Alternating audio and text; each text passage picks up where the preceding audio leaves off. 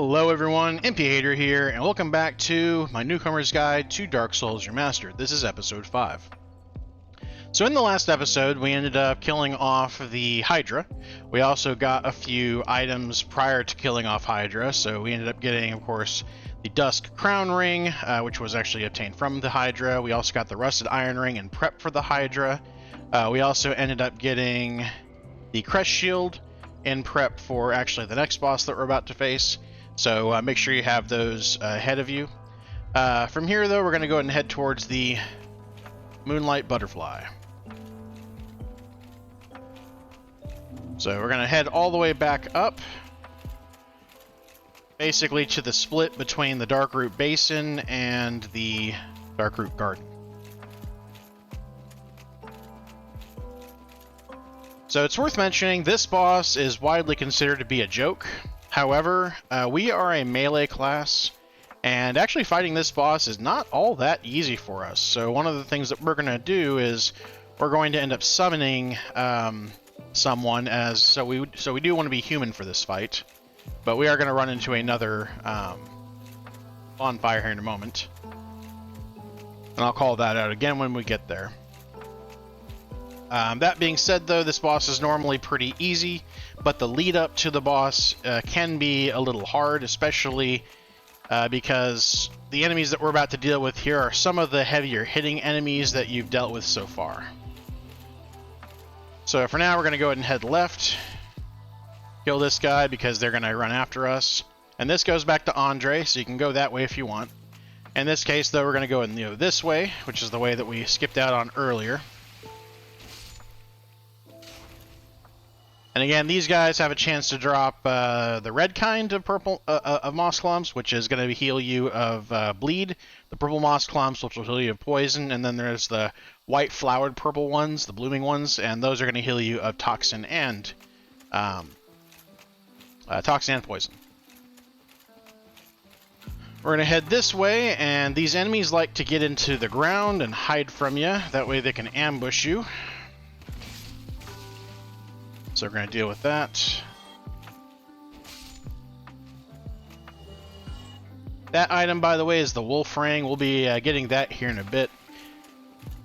Around the corner here, though, we got a soul item.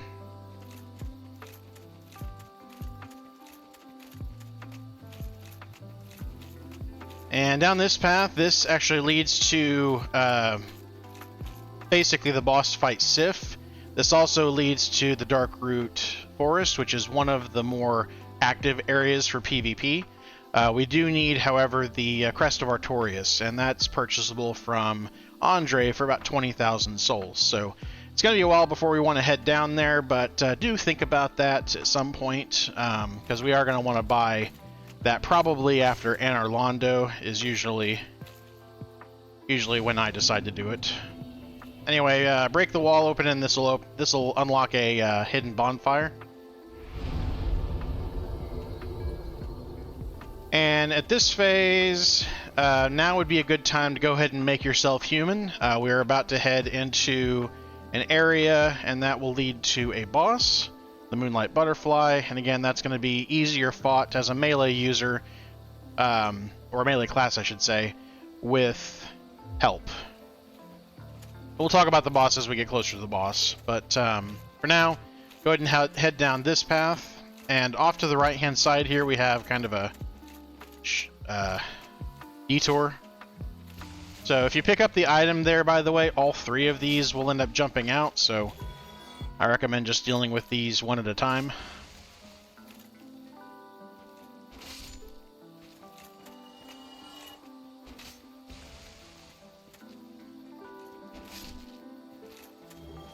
So we got a large soul item.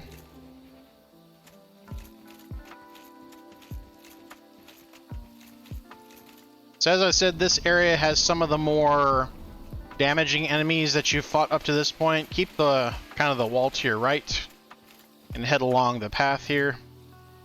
And I recommend dealing with kind of one enemy at a time if you can, because you can very easily get overwhelmed.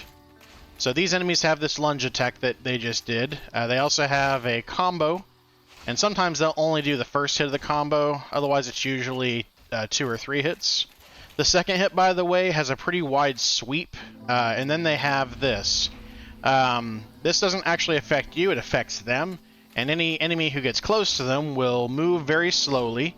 Their stamina will also go up much slower, and whatever you do, while this thing is around you, don't try to roll. If you try to roll or dodge, you'll end up flinching, and you'll actually fail in the dodge.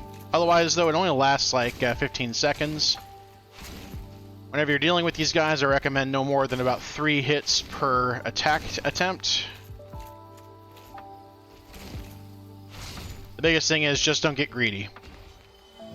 They also have a chance to drop their sword, which is a very heavy ultra great sword. We're going to keep going up this path for some more of these enemies lying in wait to ambush us.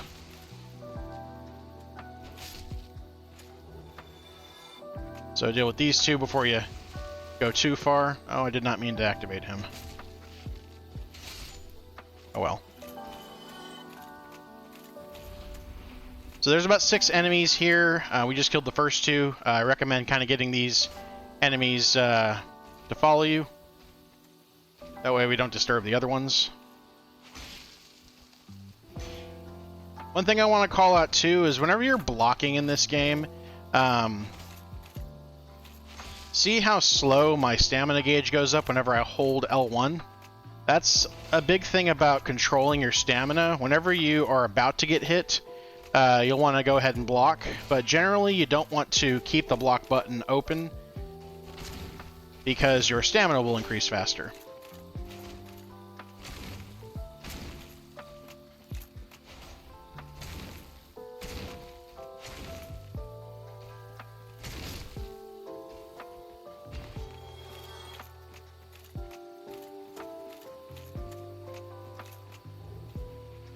This, by the way, is the elite gear, and this is one of the reasons why I always go for the Hydra first, because it feels weird to go for better gear earlier. And this is better gear than the kit that we're in right now. That being said, it's too heavy for us to equip at the moment, but we'll be getting Havel's Ring in a little bit after we finish this boss battle, in fact. And Havel's Ring will end up being really good for us because we can equip this gear. Because we can equip heavier stuff without it affecting us. So as you get near one of these, all 3 enemies will pop up. We're going to head down here to try to get them separated. Gotta keep them separated.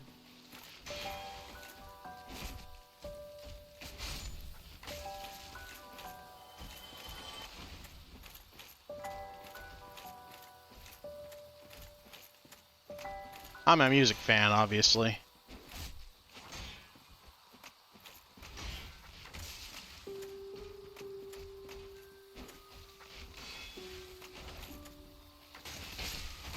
Ooh. I got greedy. Probably the biggest problem in this game is getting greedy.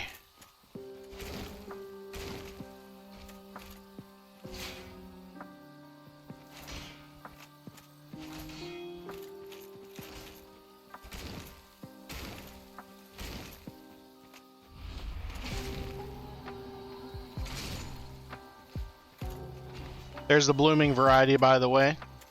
That one does good for toxin, which is a real pain to deal with, but we will have some options to deal with it later. So we got about 4 more of these guys. If you're having struggles, once you finish this one, you can go ahead and move off to the inside of here for the boss battle, and you'll be able to summon for some help.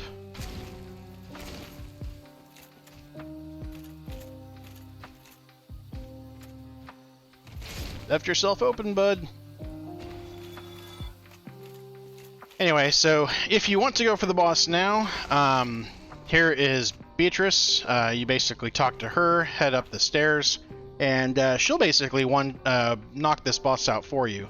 That being said, we're not ready yet. We're not done getting items, so we're going to go ahead and head back out here and get some more stuff before we head back. This, by the way, is an enemy, though they cannot be locked onto at this shorter range, so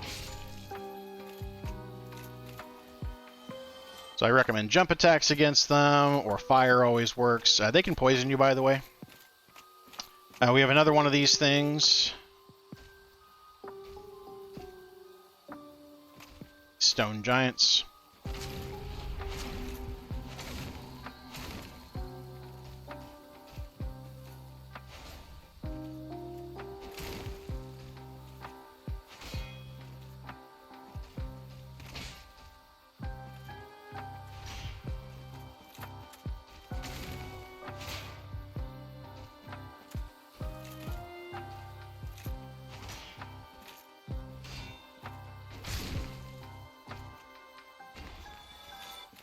Alrighty.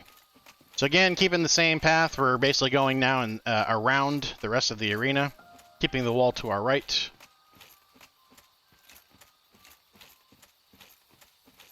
And eventually we're going to run into a path that goes off to the right, but before you do that, go ahead and kill this guy.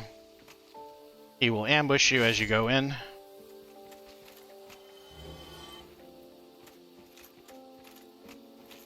Now we have another one of these things that's trying to hide from you. Then we get a partisan, which is basically like a type of polearm. Or spear, I guess. Anyway, now we are back to the beginning of this area. We're going to go ahead and head through this tree now. So you may have noticed it wriggling. You can actually get by this tree by killing it.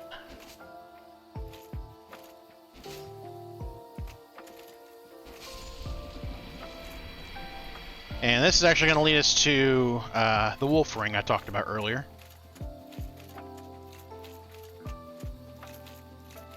So here we have a new enemy. These are basically kind of like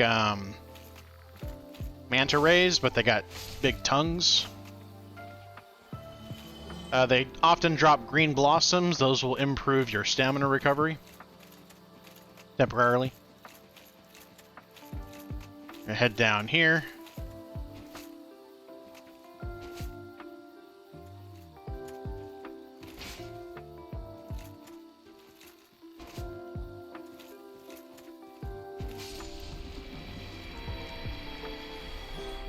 And there's another stone giant off to the right, so I'm actually going to take the left, kind of hug the left wall, because we're going to be attacked by several of those manta ray type enemies. We're going to jump out of the water here in a moment. There they are.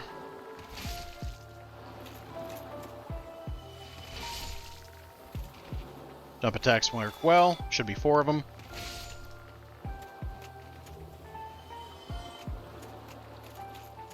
Then we got a soul item over here.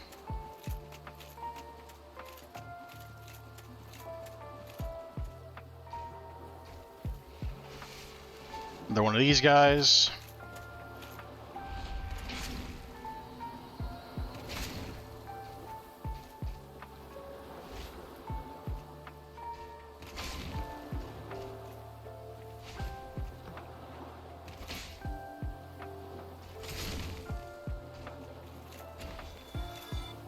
Okay. And now around here, if we make a left, we're going to head up. The last one. And then this leads also to the wolf ring.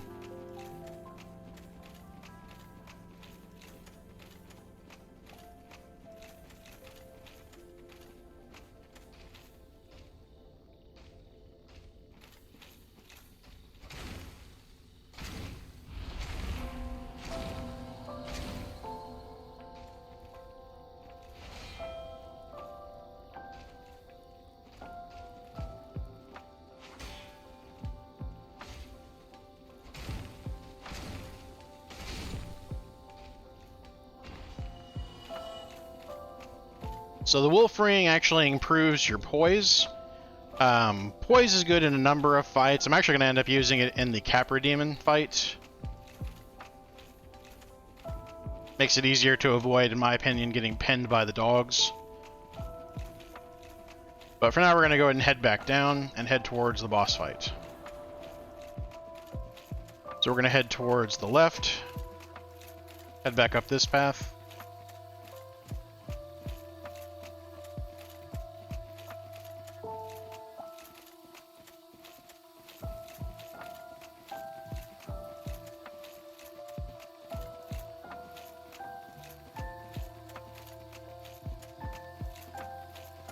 I'm actually super surprised. Usually we end up getting the, what do you call it? The sword that these guys drop. Anyway, we're going to want to be human now. If you haven't already done so, we're going to go ahead and talk to Beatrice.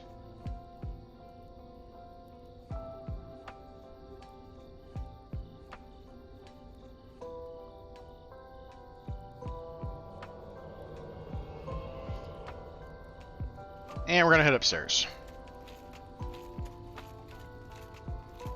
So, this is the Moonlight Butterfly boss fight. There she is up there, and she basically flies. She has 5 different attacks. One of the attacks will be kind of these 3, what do you call it, green, and really all of her attacks are based on green magic, but there are these 3 things that will basically kind of initially shoot out separately. They'll come together, and they are homing, so that can do some damage, but you can roll through it pretty easy. You've also got an ability where she will kind of put a laser on the ground and sweep the stage, sweep the bridge that we're about to be on. You can roll left or right through that. I often get the roll time wrong, but it's usually pretty easy to roll through. She also do this kind of like shoot outwards of green magic. I would recommend blocking that. In fact, if you're not using the Crest Shield right now, I recommend the Crest Shield because, as we talked about before, it has high damage reduction for magic. So we want to be able to block magic attacks during this. She also has an attack where she will hover above the bridge and then she'll shoot an explosive green magic at the bridge, and that can actually knock you away if you get hit by it or knock you off your feet. And then her final attack is going to be basically to kind of park herself on the bridge. It's the only time that she'll be open to melee damage from our weapon. Otherwise, you'll basically have to hit her with arrows or magic if you've got them, or fire bombs. In this case, Beatrice will be able to handle the boss for us. Anyway, whenever she's on the edge like that, she'll basically stay there for a little bit, and then she'll charge up this green attack, which will be explosive. So you don't want to be hit by that either. But with that, we're going to go ahead and head in.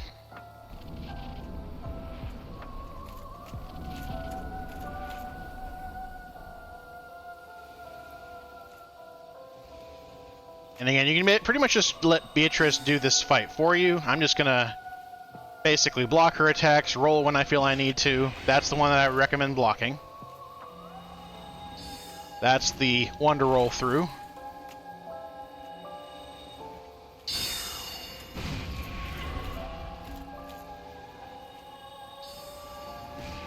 That's one to roll through. That's one I recommend blocking.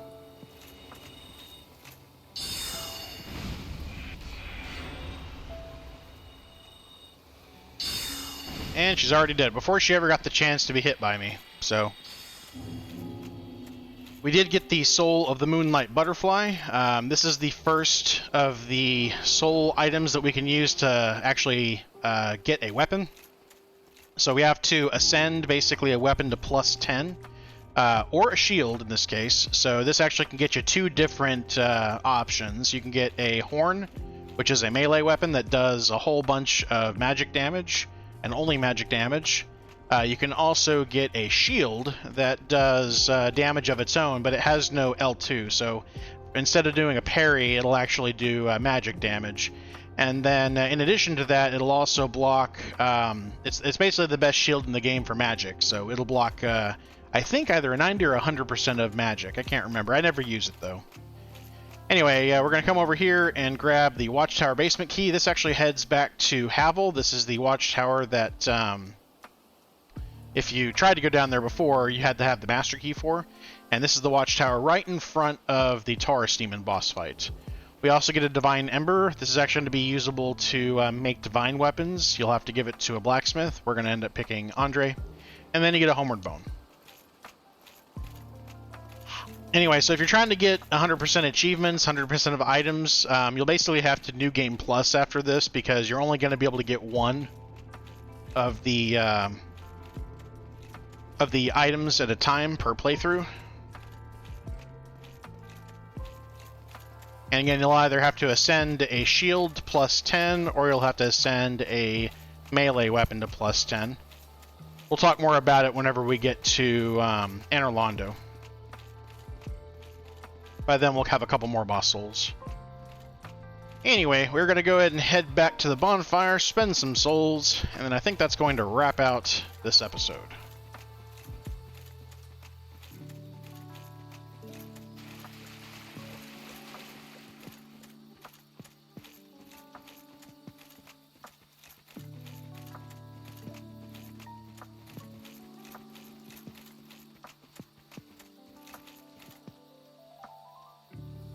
Bonfire is not active. Sometimes this enemy interrupts us.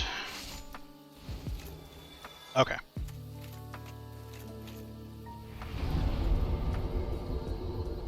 Alright, so we're going to go ahead and level up. I'm going to continue my path into strength and dexterity at this point, up to 20. And I think I've got some soul items, maybe one for one more level. Let's go see. Yeah, I'll guess one more level. Maybe two. I think one, though.